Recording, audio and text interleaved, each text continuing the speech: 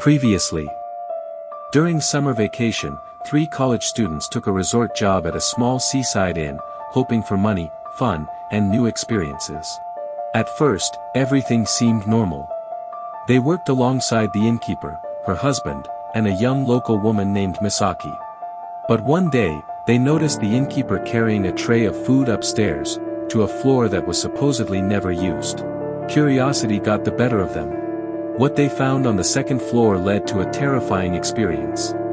The next morning, without mentioning what they had seen, the 3 students quit their jobs and left the inn. After leaving the inn, B suddenly asked the driver to change our destination. "There's somewhere we need to go. I need both of you to come with me." I wanted to ask why, but I couldn't. Then the driver glanced into the rearview mirror. "Do you know the truck behind us?" I turned around. The inn owner's small pickup truck was following close behind. Thinking we had forgotten something, we pulled over. The owner stepped out and walked straight toward us. "You can't go home like this." B answered immediately. "We're not going home." A and I had no idea what was going on. The owner looked directly at me. "You went up there, didn't you?" My heart skipped a beat. "If you go home now, it'll take you completely." B spoke up. "We're going to get an exorcism. I've already contacted them." I couldn't process what I was hearing.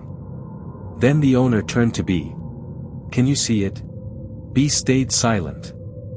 I demanded answers, but the owner stopped me. "You two should be thanking B. He's the one in the most danger." "But I'm the one who went to the second floor," I protested. "Yeah, but you're not seeing it, are you?" "Seeing what?"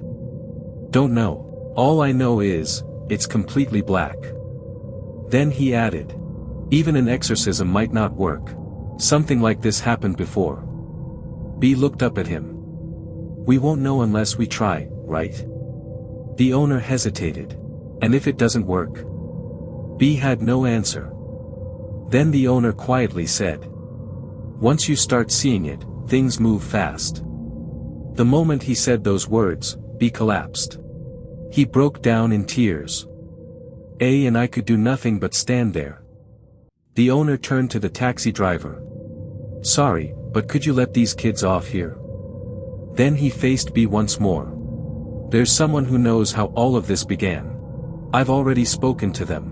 We don't have much time. Trust me." B nodded through his tears. "Please." I turned to the driver. "I'm sorry. We'll get out here." After that, we transferred into the inn owner's small pickup truck. A and I rode in the back, clinging on for dear life as A's screams echoed over the owner's merciless driving.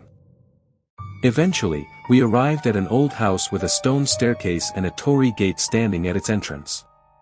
Inside the tatami room sat a monk, a middle-aged man, and an elderly man. The moment the middle-aged man saw us, he muttered. "How ominous." The inn owner warned us. "Only answer what you're asked." The elderly man looked toward the owner. "Are these the boys?" "Yes," he replied. "Especially B. He seems to have started seeing them already." The monk turned to B. "Have you ever had experiences involving spirits before?" "No." The monk nodded thoughtfully. "Strange things do happen." After a moment of silence, B asked in a trembling voice. "Am I going to die?" "Yes. If things continue as they are, almost certainly. To be more precise, you will be taken." "Taken by what? Taken where?" No one explained. The monk then looked at me. "Did you notice anything unusual in that place?" I heard scratching, and breathing. The door was covered with what looked like talismans. The monk nodded. "There are things there that are not human. Perhaps you perceived them through sound." Then he turned back to B. "Can you still see them now?" "No, but I can still hear scratching." "This place is protected by a barrier," the monk said. "At this very moment, they are likely trying to break through it." A chill ran down my spine. They were still following us. The monk continued. However, you cannot remain here. We must move to another location. He fixed his gaze on B. Once you step outside, they may appear again. You may experience something terrifying. But I will save you. Stay strong, and follow me. Pale as a ghost, B gave a small nod. Led by the monk, we passed through the torii gates and headed behind the temple. Along the way, the innkeeper returned home, while A and I stayed close to B, who was trembling with fear. After passing another torii gate, the monk asked B, "What do you see now?" "It's standing on two legs, and it's still following us." The monk's expression darkened. "It's standing already. Then we must hurry." At the top of a stone staircase stood a small shrine hut. We would spend the night there while the monk attempted to drive away whatever had attached itself to us. The rules were strict. No lights, no phones, no eating, no sleeping, no speaking until morning. We were even given cloth bags to use if we needed the bathroom. The monk made us drink water from a bamboo tube, then sprayed us with water from his own mouth as part of the ritual. Just before entering the hut, B suddenly vomited violently. "You didn't go to that place today, did you?" the monk asked. "Yesterday," B answered. The monk frowned. "Strange. I purified you. You should have been able to enter." Then he looked at B's bag. "Did someone give you anything?" "My wages, and a small pouch." The monk opened the pouch, and froze. Inside were countless fragments of fingernails, stained dark red and black. The same pieces that had been embedded in my feet. B and I immediately threw up. The stench of decay filled the air. The monk confiscated our belongings, purified B once more, and finally allowed us inside the hut. Before closing the door, he gave one last warning. "Do not open this door. No one will come until morning. Do not speak to whatever is outside these walls. Do not speak at all. Never tell them where you are." We silently nodded. Even using our voices had become terrifying. The monk closed the door and walked away, leaving only the three of us in the darkness. The hut was cool inside. I wasn't sure we could survive a night without food or sleep, but at least the heat wouldn't kill us. The old walls had narrow gaps that let in daylight. I could still see A and B. I nodded. "I'm okay." They nodded back. Eventually, I secretly pulled out a pen and a gum wrapper. "Everyone okay?" We began communicating in writing. "I'm fine, B. I'm okay for now. I can't see or hear anything. We got here around 1, right? Still several hours left. This is going to be a long night." After exchanging a few meaningless comments, I wrote, "No matter what happens, let's make it through together." B replied simply, "Yeah." We even joked about what we'd do after getting home. For a brief moment, things felt normal again. Then the sun began to set. Amid the cries of cicadas, another sound emerged. That breathing. I froze. B noticed it too. Looking over my shoulder, his face twisted in terror. A seemed unaware. Then another sound circled the hut. Something was being pulled across the ground outside. A gripped my arm tightly. At times, the breathing was mixed with strange cries that sounded almost animal. None of us moved. Eventually, the sound stopped. Darkness swallowed the hut. We couldn't even see each other anymore. After some time, moonlight filtered through the cracks in the walls. In that pale light, I saw B's face, covered in sweat and tears. The three of us clasped hands and sat in a circle. It was the only thing that made us feel safe. A while later, A stood up with the cloth bag the monk had given him. Then we heard it. B. Every muscle in my body locked. B. The voice came from outside the door. It was Misaki's voice. B. I made rice balls for you. But it was flat. Mechanical. Lifeless. B. Welcome. I made rice balls for you. The same phrases repeated again and again. The monk had said no one would come. Whatever stood outside was not Misaki. Then the door began to shake. The impacts grew stronger. Something was throwing itself against it. Then it started moving along the walls. That's when I realized. The walls had gaps. If it looked through them. I pulled A and B toward the center of the room. And then I saw it. Passing in front of one of the cracks. A pitch-black face. Long, unnatural white eyes. And the source of those impacts. It was slamming its own head into the wall. Leaning back. Then hurling itself forward again with full force. Each time, only those white eyes floated in the darkness. Even then, it kept speaking in that emotionless voice. It didn't look human. Eventually, it moved away. Later, A said he had heard a crow-like cry. Ah. Ah. B had bitten his gums so hard from fear that they bled. After that, none of us relaxed for even a second. I don't know how long that night lasted. Even when morning light finally streamed through the cracks, we couldn't lift our heads. I wondered if we would truly make it out alive. Then. Footsteps approached from outside. We tensed. The footsteps stopped before the door. Slowly. It opened. Standing there was the monk. The moment he saw us, his eyes filled with tears. He looked at us and said, "You did well. You endured." I'll never forget the look in the monk's eyes. My legs gave out, and I broke down crying. One by one, the monk embraced us without hesitation, despite the sweat and urine staining our clothes. The scent of incense from his robes made one thing clear. We were alive. Supported by the monk and the older man, we returned to the house from the day before. A woman immediately told us to take a bath first. It was only natural. We reeked. The three of us bathed together. None of us had the courage to be alone. When we finished, 3 futons had already been laid out. Overwhelmed by relief and exhaustion, we collapsed into them and fell asleep almost instantly. As I drifted off, I remembered the friends waiting for our summer trip.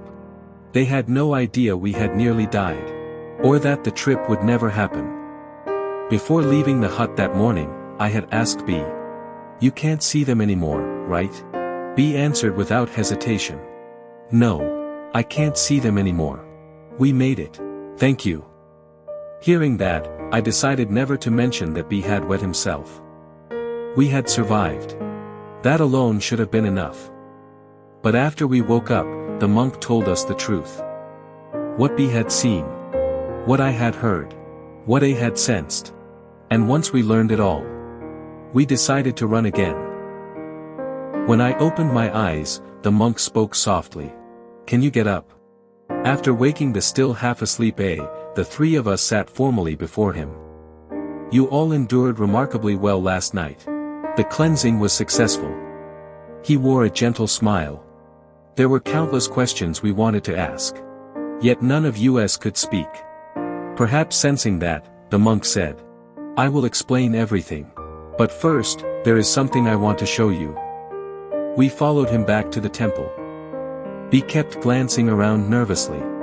Remembering the previous night, I found myself doing the same. "You should be safe now. How do you feel?"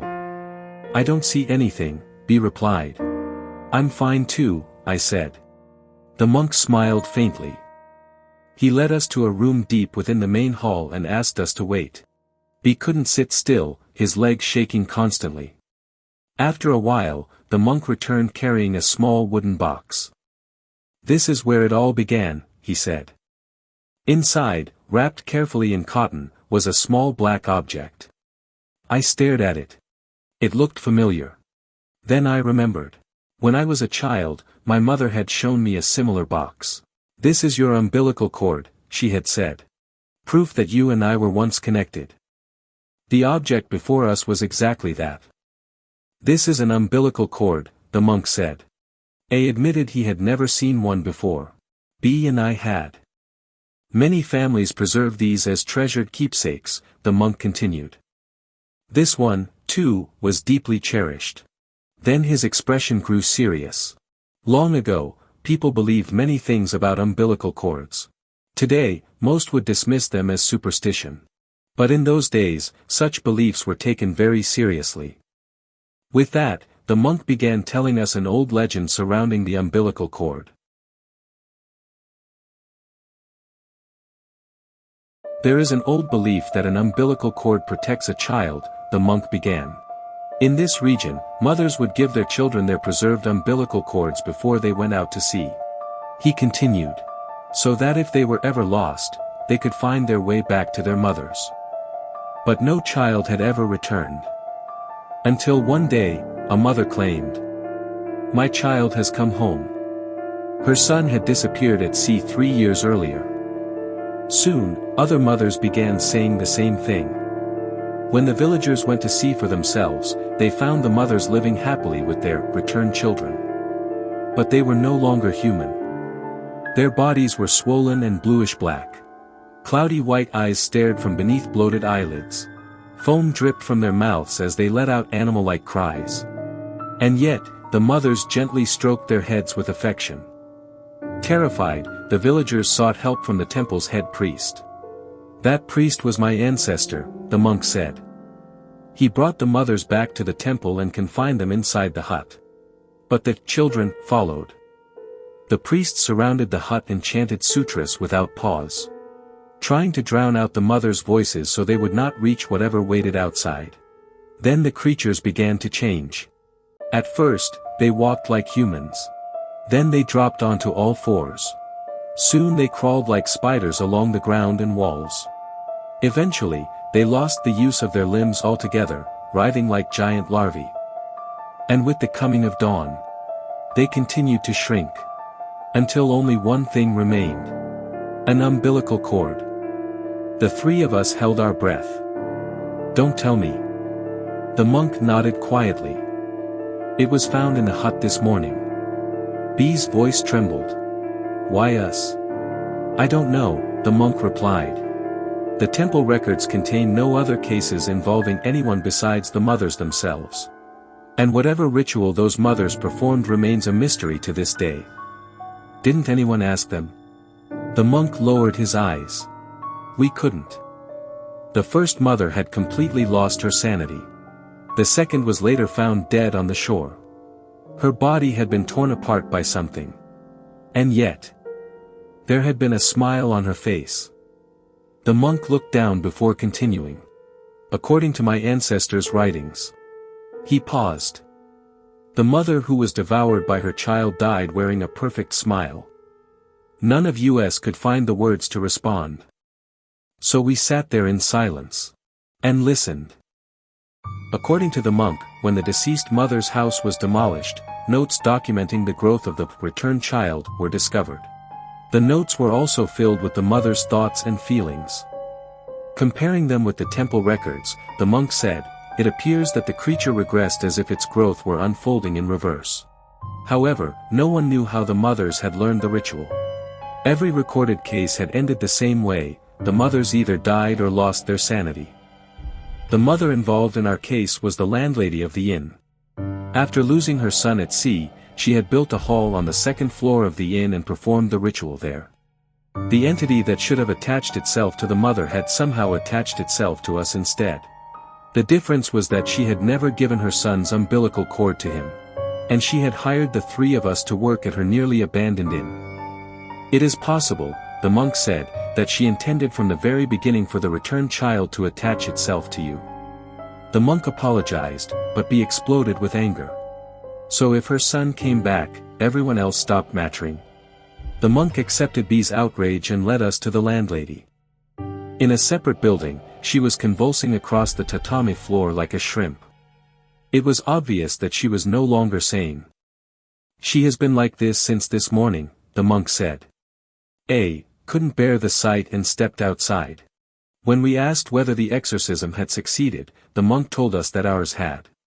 But the landlady could not be saved. She wasn't dead. Yet something other than the possessing spirit had consumed her from within.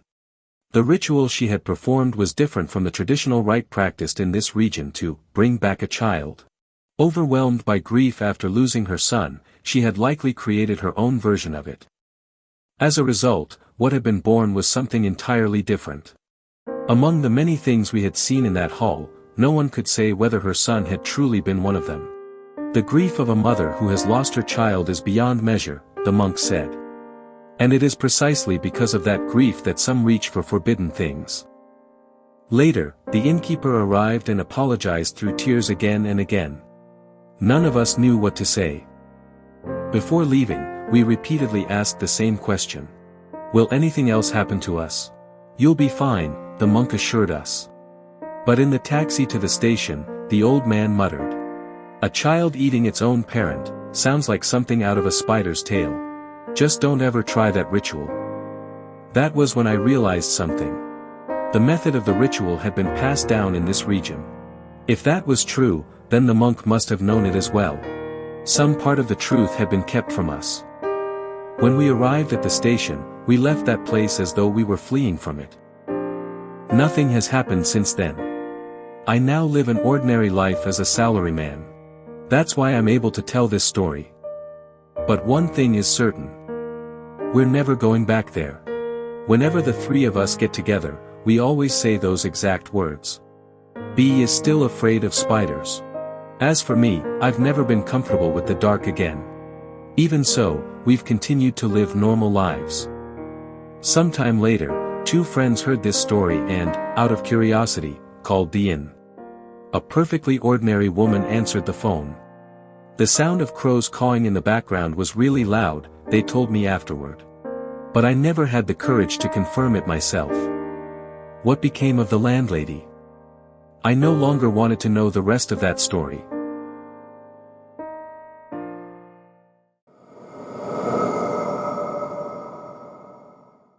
Thank you so much for watching both Part 1 and Part 2.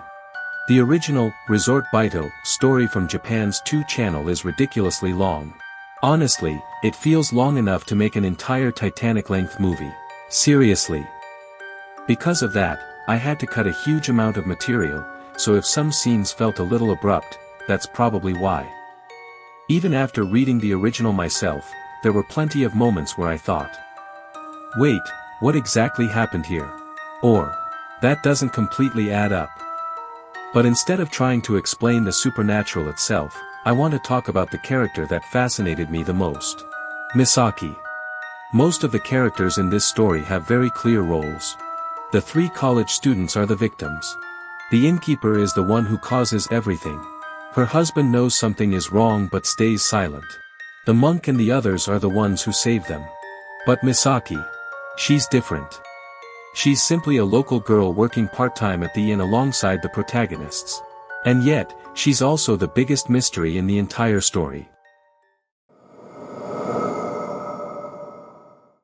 Theory number 1, Misaki knew everything. Misaki had already been working at the inn long before the 3 students arrived. She grew up in the area and was obviously close to both the innkeeper and her husband. So, is it really believable that she never questioned why the innkeeper carried food upstairs every single day to a floor that supposedly wasn't even being used? Even if she didn't know the full truth, wouldn't she eventually ask? Or quit after getting creeped out? Instead, she's cheerful, kind, energetic. She never seems suspicious at all. Another interesting detail is that she's a local. The monk explains that the terrifying ritual is part of an old local legend. We don't know if everyone in town knows the story. But if it's local folklore, it's certainly possible that Misaki did. Here's another fun theory. The innkeeper's deceased son was around the same age as the protagonists. So is Misaki. What if Misaki and the son had been romantically involved, or at least very close? If that's true, maybe she willingly helped the innkeeper by making the 3 students feel welcome, ensuring they stayed at the inn long enough for the ritual to work. Of course, there's absolutely no proof. But strangely enough, it fits surprisingly well. Now we're getting into full horror territory. What if Misaki wasn't human from the very beginning? Throughout the story, people repeatedly experience hallucinations. The protagonist unknowingly eats rotten food. The grieving mothers mistake monsters for their own children. Reality itself can be manipulated. So, is it really impossible that 3 college students, who came looking for fun, adventure, and maybe even romance, were shown the image of the perfect girl? If that's true, then during the exorcism, when we heard Misaki calling his name outside the shrine, maybe it wasn't a monster imitating her voice. Maybe it really was Misaki. Even the rice balls she gave them before they left suddenly feel suspicious. Considering the protagonist had already been tricked into eating rotten food. Who knows what was actually inside them? Okay, maybe I'm overthinking that one. Hopefully.